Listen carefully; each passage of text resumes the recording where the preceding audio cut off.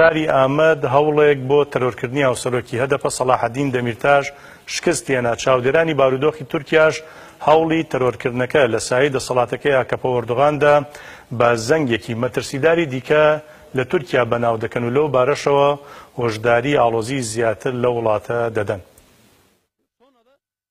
دوێنێ ئێوارە لە شاری ئامەدی باکووری کوردستان هێرشێکی چەکداری کرایە سەر ئۆتۆمبیلی هاوسەرۆکی پارتی دیموکراتی گەلان هەدەپە سەلاحەدین دەمیرتاژ. زانرا لە کاتی هێرشەکەشدا دەمیرتاژ لە ناو ئۆتۆمبیلەکەیدا بووە. لەبارەی چۆنەتی هێرشەکەشەوە دەمیرتاژ ڕایگەیان هێرشەکە لە پشتەوە کراوەتە سەر ئۆتۆمبیلەکەی کە گول لە نەبەرە و جێگەی گول لە بابەشی سەرەوەی جامی سایارەکەەوە دیارە. ناوبراوتیشی لە کاتی هێرشەکەدا هەستمان بە دەنگی تەقە نەکردووە، بەڵام کاتێک لە ئۆتۆمبیلەکە دابەزیوین پاسەوانەکان جێگەی گولەکان بینیوە و هەر بۆیە خێرا ئۆتۆمبیلەکان بردوتە بەشی شیکاری تاوانەکان لە بەڕێوەبەرەتی ئاسایشی شاری ئامەد بۆ لێکۆڵینەوە. بەڵام تاوەکو ئێستا قەوانی فیشەکە نەدۆزراوەتەوە. والێتی ئاکەپەی شاری ئامەد لە دوای ڕووداوەکە لێدوانێکی داوتێدا نکۆڵی کرد کە هەوڵی تیرۆرکردنی دەمیرتاژ درابێت و بانگەشەی کرد کە گوایە بە پێی لێکۆڵینەوەکان هیچ جێگەیەکی فیشەک بە ئۆتۆمبیلەکەی دەمیرتاشەوە نەبینراوە. ئەوەش لە کاتێکدا ئاشکرایە و ئاسەواری گولەکە بە جامی پشتەوەی ئۆتۆمبیلەکەی دەمیرتاشەوە دیارە و مای نکۆڵیکردن نییە. دەمیرتاژ لە تویتێکدا لە تۆڕی کۆمەڵایەتی تویتەر لەسەر هێرشەکەی نووسیوێتی مردن بە فەرمانی خودایە.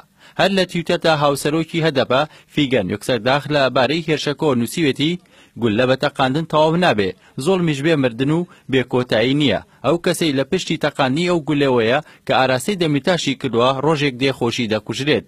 چاودێرانی باردۆخی تورکیا دەڵێن هەوڵدان بۆ کوشتنی دەمیرتاژ لە سایەی دەسەڵاتی ئاکەپە و ئەردۆغاندا بە زەنگێکی مەترسیداری دیکە لە تورکیا بەناوی دەکەن و پێیان وایە پرسی کورد بە کوشتنی سەلاحەدین دەمیرتاژ نەک چارەسەر نابێ، بەڵکو ئاڵۆسر دەبێت و دەرەنجامی خراپی بۆ سەتاسەری تورکیا لێ دەکەوێتەوە و لەوەشدا دەسەڵاتی ئاکەپە و ئەردۆغان بەرپرسیاری یەکەم دەزان و لەو بارەیەشەوە هۆشداری ئاڵۆزی زیاتر لە وڵاتە دەدەن و ڕای دەگەێنن.